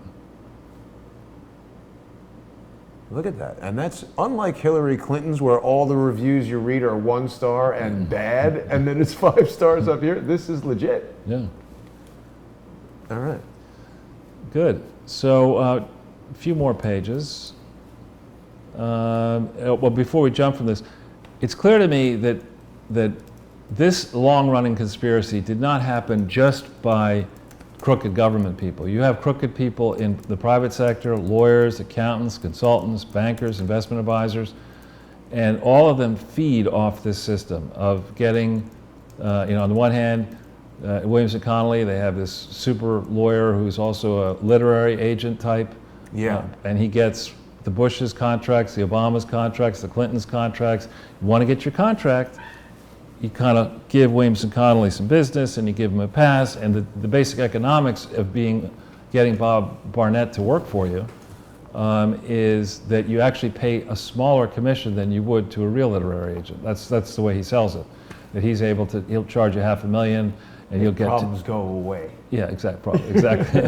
and that to me is, I hats off to Barnett and Williams and Connolly for thinking this through. That absolutely just like selling high-end real estate, should you have the same commission should a best-selling author have to pay the standard, whatever it is, 15% for his 40th bestseller? Well, obviously not. And so Barnett figured that out. But on the other hand, the way they've set this thing up, it is just a prescription for corruption. Yeah. So if we go to the next... And when it comes to the Clintons, Charles, that's just what the doctor ordered. That's right.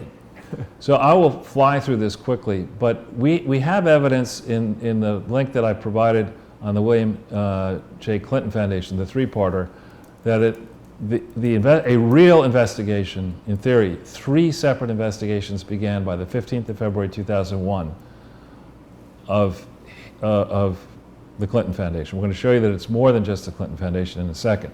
Mueller gets sworn in on the 4th of September 2001. The announcement that he was going to be the FBI director, or that he was going to be nominated by Bush, happened several days after July 4th, 2001. By the 31st of July, there's a memo in that file that I referenced showing that Mueller definitely personally understood what was going on with the investigation into the William J. Clinton Foundation. By the 18th of November, multiple frauds were committed against the National Archives, numerous governments, the U.S. government, the state of Arkansas, by inflating the value of this theoretical foundation, the presidential complex, it's just riddled with fraud. We've done 161 shows on the fraud. We don't need to go into the details again today. The only legitimate piece of business in there is the dinosaur movie. But the cracked, after W is reelected, it takes Mueller and the crack team till early 2005 to say, we're not going to investigate this. So, because they're not going to investigate it, remember Mueller's the FBI director, the Clinton charity frauds metastasize around the world. They go into New Directions, Clinton Climate, Alliance for a Healthier Generation, Clinton HIV/AIDS, et cetera, all over the world. Then by the 16th of November, the Obama administration says, that's fine with us. We'll take your word that everything's great. Then they begin under Obama, under Holder at first, to attempt fraudulently to reorganize the Clinton Foundation, lying to the IRS. The division's run by Lois Lerner. She's like, I'm in the lion department. This is great. More lions? I could work with you. Lions and tigers. And That's right. So she leaves. She frauds away. No inspector general for the State Department, contracts to cronies, money disappearing. It does all that, keeps the evidence outside the ability of anybody to do Freedom of Information Act requests, takes the government records with her so she could sift through them and the contacts. She's gone the 1st, Mueller leaves the 4th of September. By the 2nd of November, Bill, Hillary, and Chelsea really step on it and adopt bylaws for the Clinton Foundation that gives ironclad control to the Clinton family, strictly against the law, but yet something that represents the trustees, outside trustees, to get them in. Interestingly, I hadn't focused on this until recently. 24th of March, Wilmer Hale, a firm that used to be Wilmer Cutler Pickering and Hale and Dorr up in Boston, merged. They bring Mueller back in. He had been at Hale and Dorr. And what you see in this latest Part 33, many places, is that Wilmer Hale was representing people who were the subject of the investigation into mishandling of classified information. And the name and title of the people at Wilmer Hale who were on the case trying to, fight the investigation into Hillary Clinton's mishandling, those names are obscured. If were a betting man, a speculator, I would bet that we would find either Mueller's name himself having been redacted in his capacity as a partner at Wilmer Hale, or people working with Mueller associated with this case. So don't tell me Hillary Clinton gets investigated personally by the Inspector General and now the FBI, and somebody's using Wilmer Hale, don't tell me that nobody's going to go to Bob Mueller and say, hey, you used to run the FBI, you know a little bit. What do you think of this? I mean, do you think there's any, Nothing just there. don't even try to tell me that didn't happen. Now, maybe this is a stupid question. Does Wilmer Hale have anything to do with Hale Boggs? He had Patton Boggs. That was his law firm. I don't know. They wouldn't use his first name in that. I don't know. But then there's a slight typo. This has been 5 December 2014. Williams and Connolly turns over all the work-related emails of Hillary Clinton to the State Department. But so it never satisfactorily explained to anybody how the people at Williams and Connolly would have been able to establish that. They didn't have the right security clearances, I don't think. Maybe they did, but I question, the basic construction of how this, Hillary says, I have all my stuff, I've asked my lawyers to review them. Well, if they're not allowed to see them. That's a great review, perfect for her. Yeah. And so then, by the 10th of July, the FBI opens multiple criminal investigations into Hillary. This is 10th of July, 2015. I bring all this up to say, there is a reason that Bob Mueller and Comey and Rosenstein, who was tied into the failures to see the Clinton Foundation, would have a lot to fear as this process evolves, right? And we have to, these are not, when you say they're public servants, no longer does it mean honest, law-abiding, apolitical, apartisan public servants. No, these are people who have become, in some cases, multimillionaires, centimillionaires, maybe even billionaires if you count all the money, operating crookedly as in the guise of public service. So if we go to the next page, now this is something that we've put up before, but I wanted to make it very simple. This is page 139 of, I believe, I forget if it's this, which part is this? Part 2, I think. But anyway, the link is down here. Would you like I excised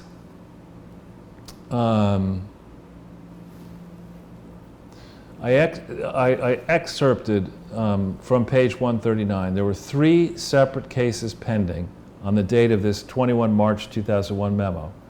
And 2 of the named targets were William Jefferson Clinton and Hillary Rodham Clinton. Okay?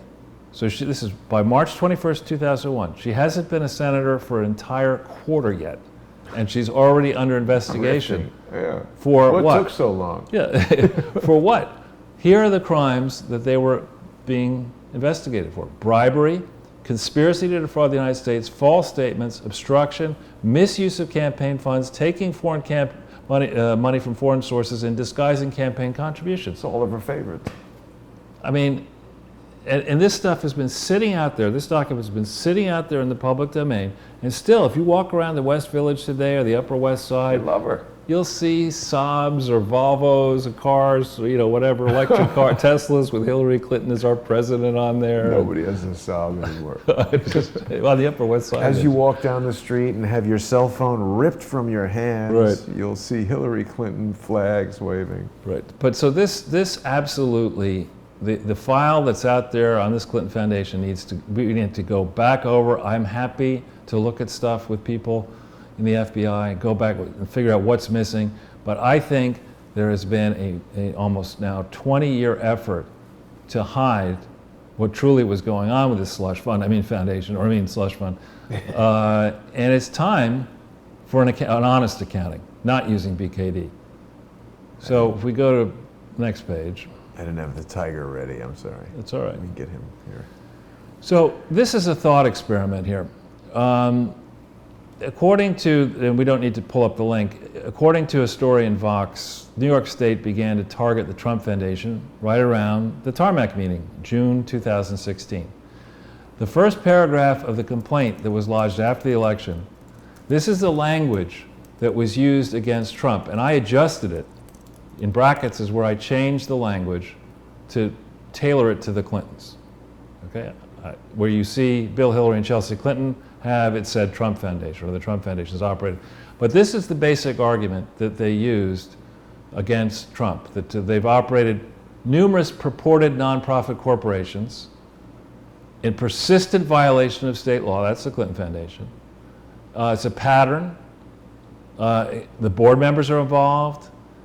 The illegal activities are improper and extensive political activity, things like running for Senate, running for president twice. That's improper. Oh, using the money. Yeah. Repeated and willful self-dealing transactions. Try laureate, try stealing money from the foundations, try paying outlandish expenses. Self-dealing.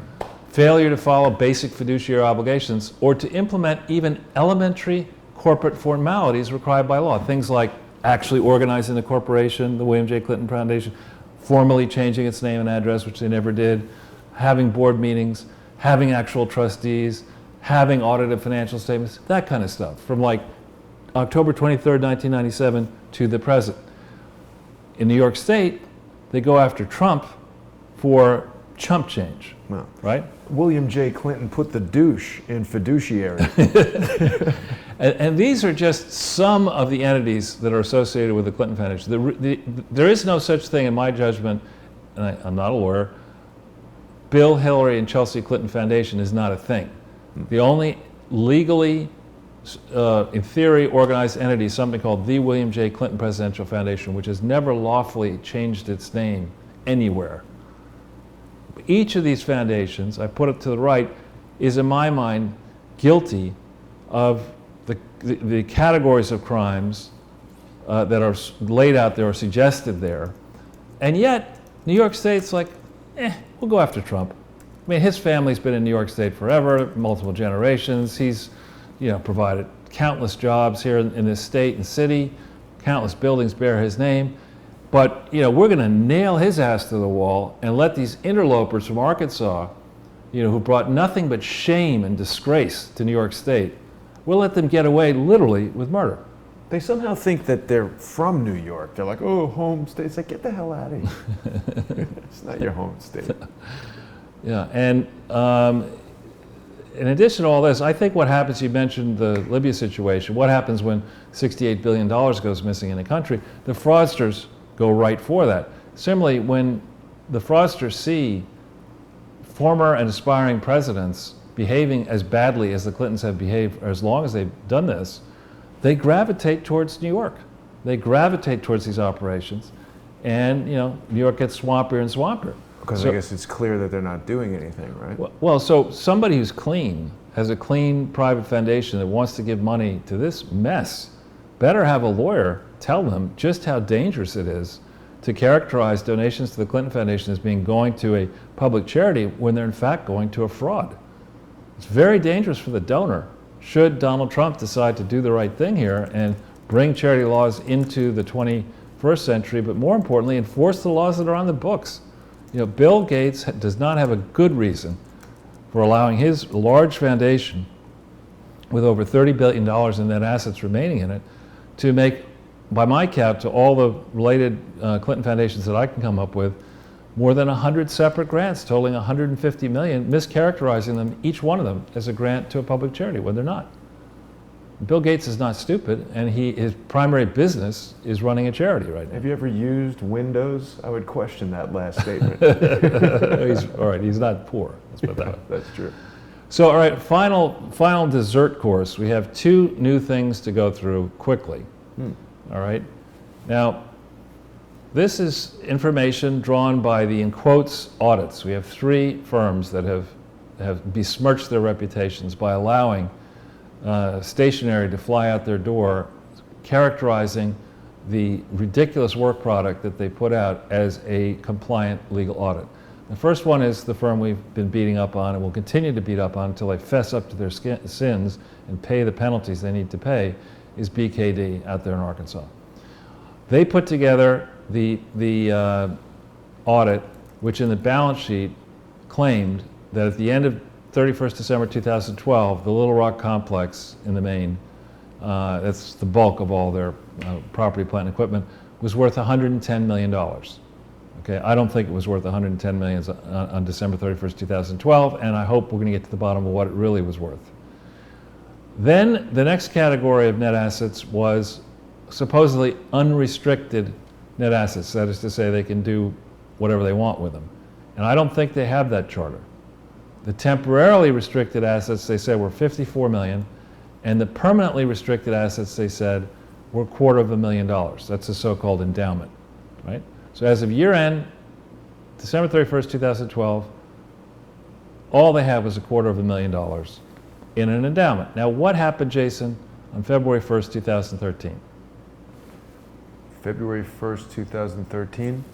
Hillary Clinton left the State Department. Oh, And what was she thinking of doing, do you suspect, having lost the 2008 election? running for president and Right. taking over the world. And what would you need to do that? A lot of yoga emails, Charles. And money. Yes. And money. So we note that the endowment rises from $250,000 at year-end 2012, when she's still at the State Department, to $183 million in 3 years.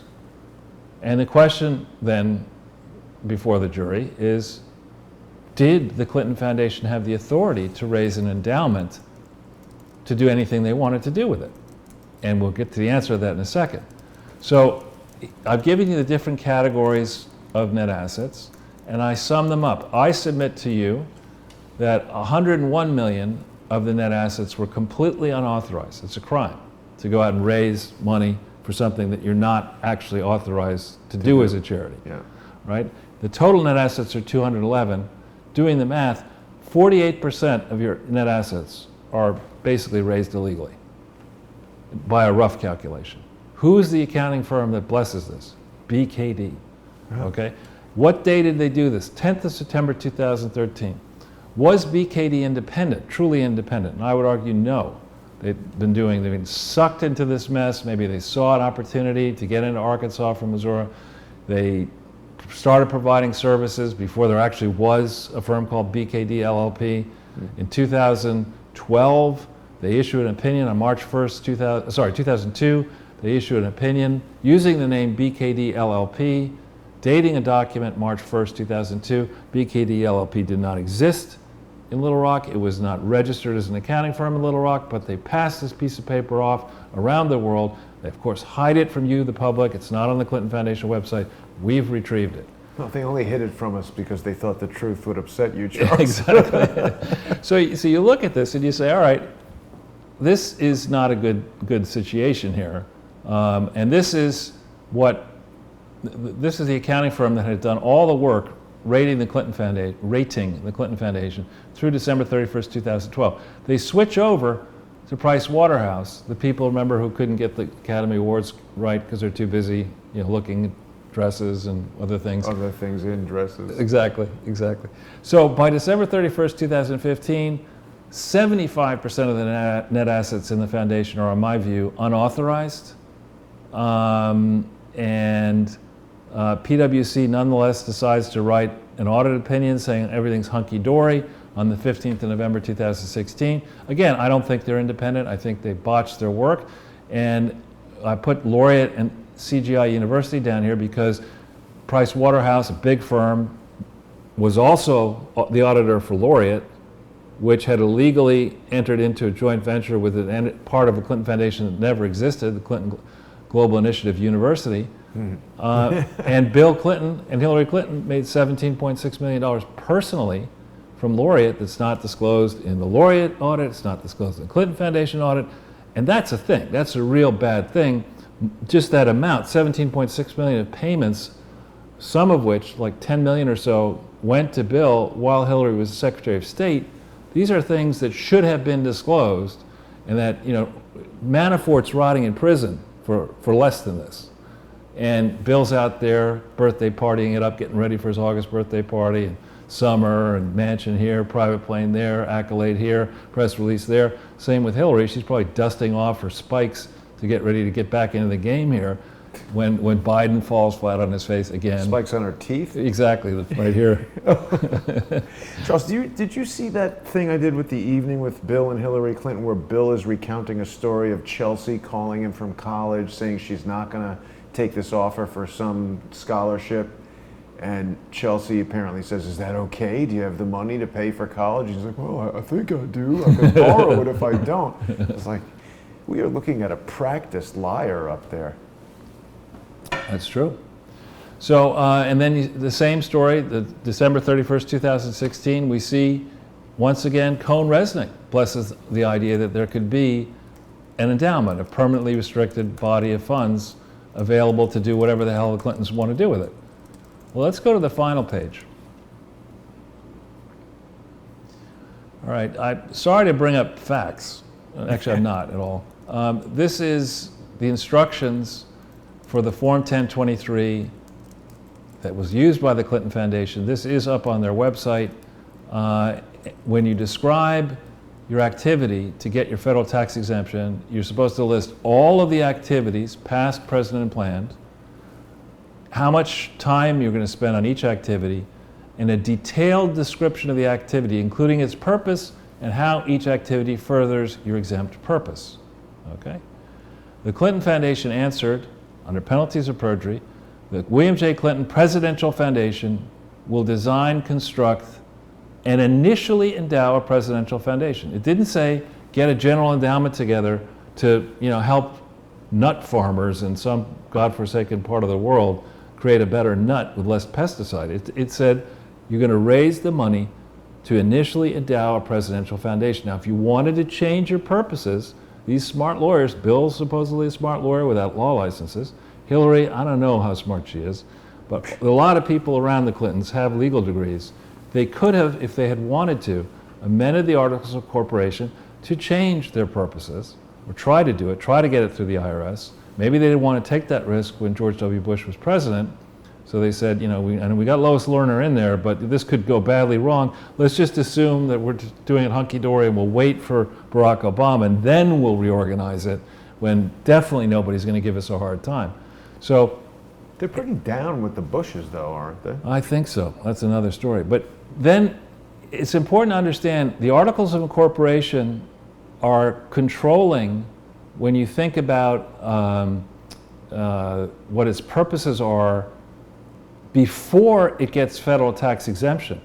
But in this case, they are modifying, when they go before the IRS, they're narrowing their scope by saying, listen, articles are fine, but we're answering, you've asked us to describe our activities, and we're giving you truthful answers. We're saying we're going to initially endow this presidential foundation, and then we're going to further state, as they did state to the IRS, the presidential library and related facilities, I got this, there's a typo, will be constructed, not constricted, in a city park to be established for the purpose in Little Rock, Arkansas. It doesn't say that they're going to be doing work in California, from offices in California or Chicago or Boston or New York or whatever. It says we're going to be doing all of this work from Little Rock. And we're only going to be endowing initially, with the statute here, they had it wrong. It's not 2101, it's -C, it's 2101 parens 1.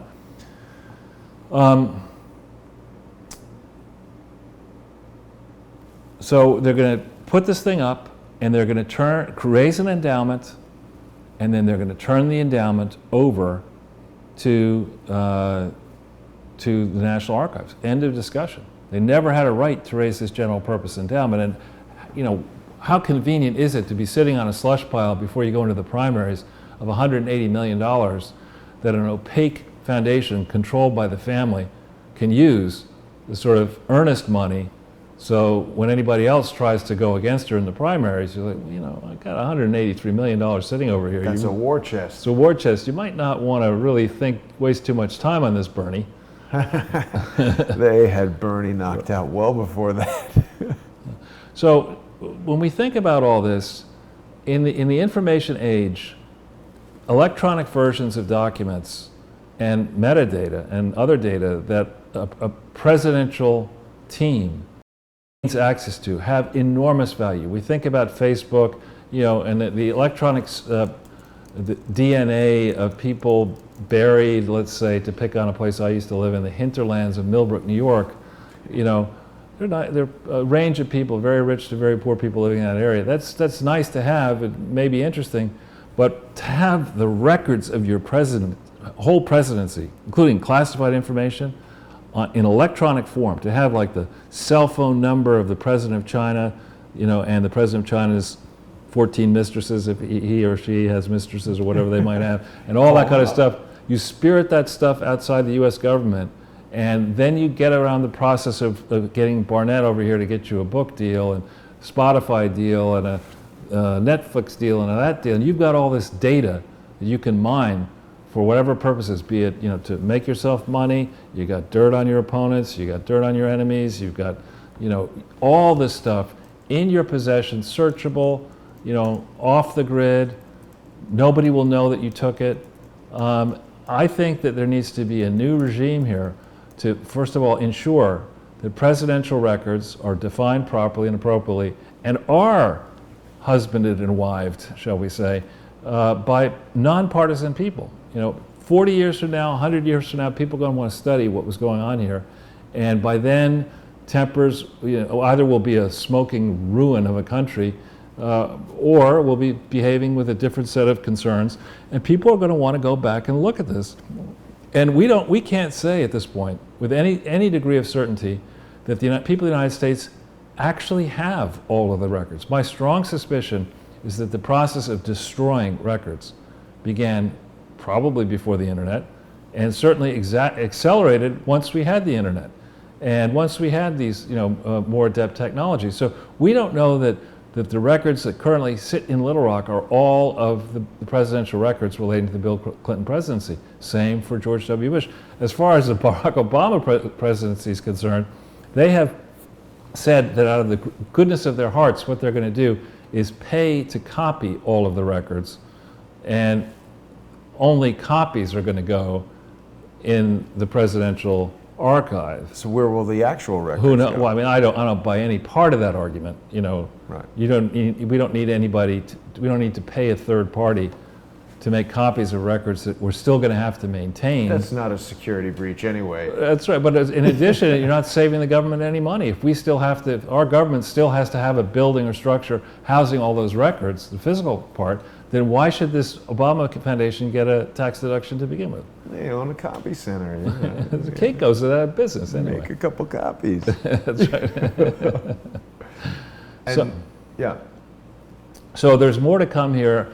I sense that, given the content, we haven't been through, all of the content. We're just now coming up on 2 hours. There's a lot in Part 33. I suspect more is going to come in coming days and weeks here. The Horowitz report is due any minute.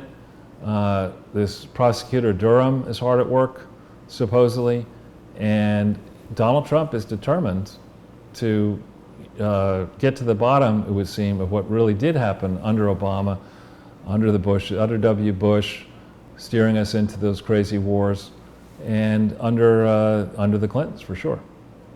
I think that the George W. Bush presidential records are written in crayon. And also, Trump was on fire on Laura Ingraham the other day. I didn't see that. Oh my God, it's so good. She asked him about Nancy Pelosi, and he just... He was presidential? It's the new presidential, Charles. That's It's right. almost like, an Andrew Dice Clay routine about her, but it's the first time I've ever watched a presidential interview and laughed out loud. Is that right? So, I mean, at least we're getting entertained by the president. That's good. Now, is that... That's it? Wow, very, very to the minute, Charles. Unbelievable. Well, it was a fantastic presentation. I mean, people are saying in the comments, we've had over 1,000 people watching, and they're saying, it's not like it's, we've done 162 shows and now we're kind of reaching for straws to have new materials. Like, it's just getting stronger as it goes, which is really the sign of a powerful investigation into a serious crime. You're getting more information as time goes on.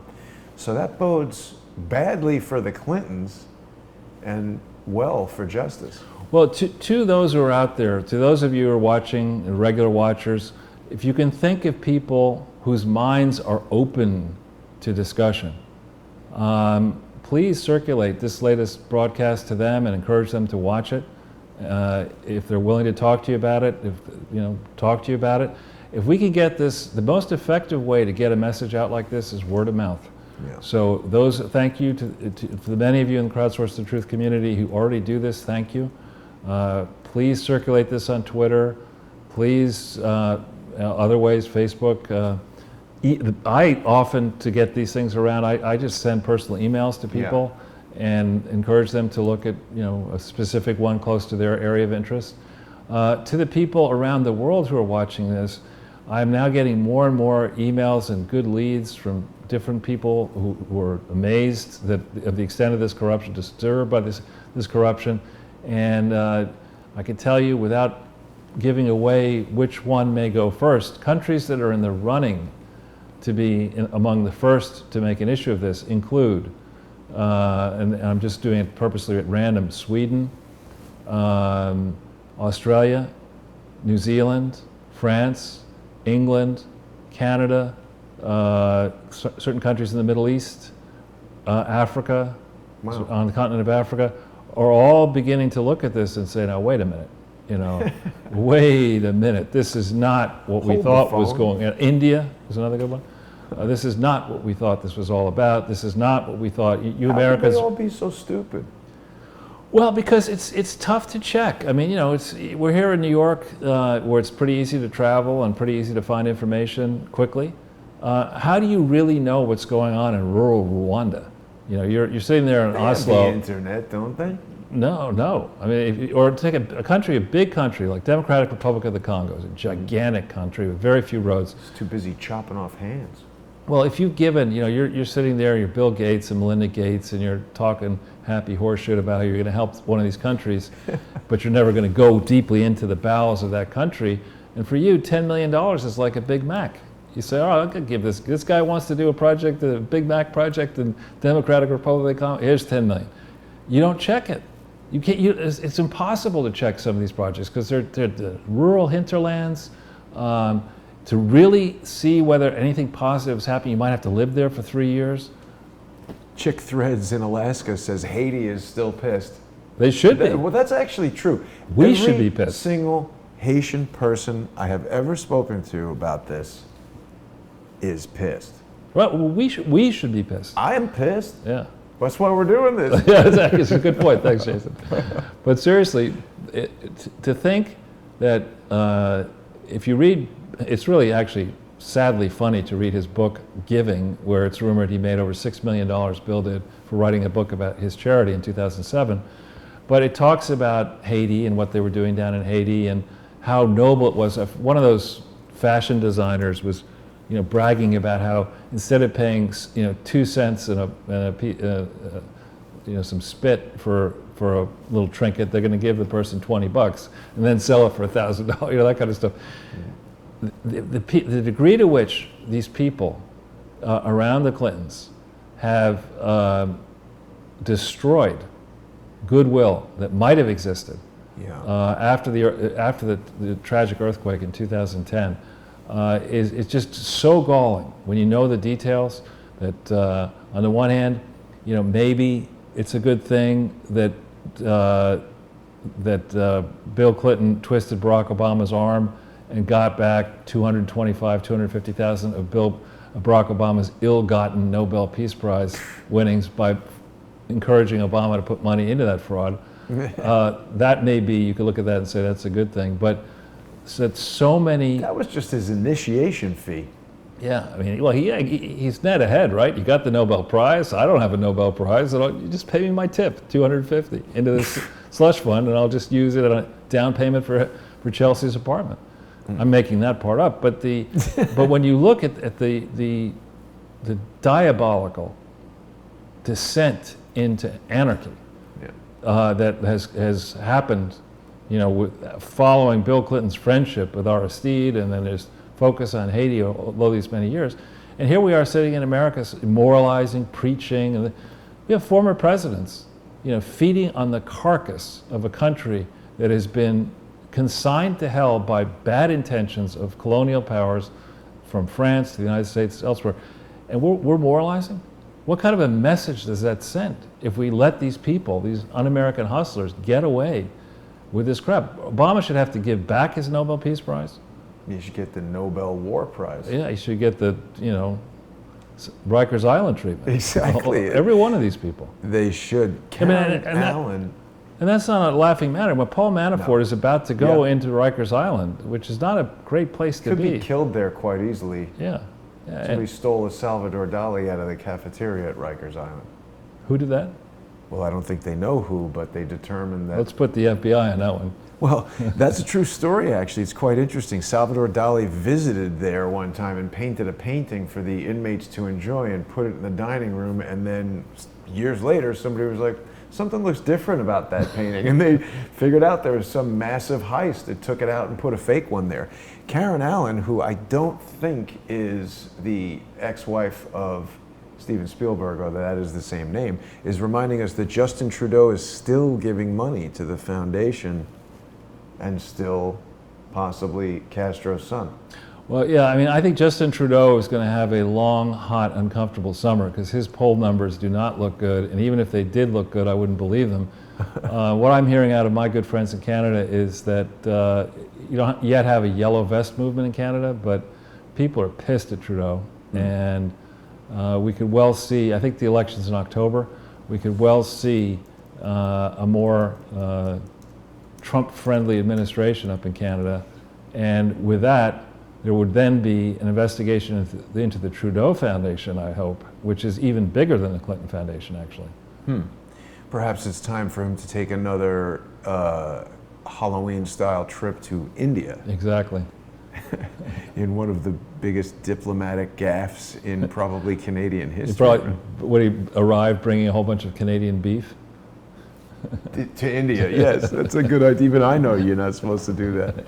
Well, Charles, this has been yet another fantastic presentation. I think people really appreciate hearing this information, and of course they don't get it from the mainstream news, so it is very important.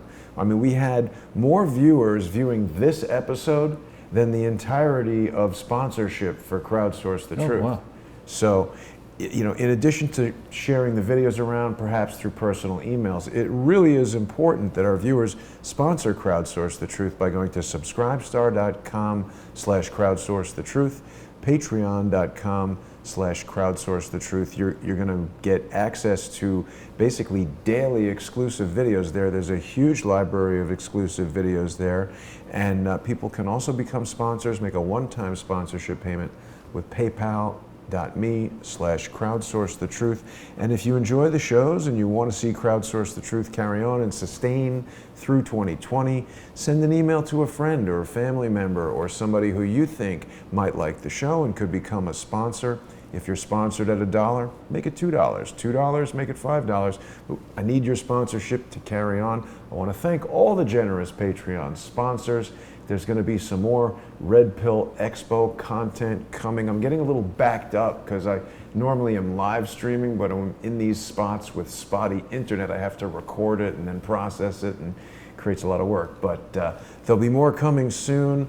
Tomorrow we've got Light on Conspiracies with Ole Damagard and Unseen Libya with Jimmy and Joanne Moriarty, who were blowing up the text over that Gaddafi comment, so we're going to straighten Charles out. Those two shows are only on Patreon and Subscribestar, so please become a sponsor. Thank you so much, Charles. Thanks, everybody, for watching. Have a great Sunday night. We'll see you tomorrow.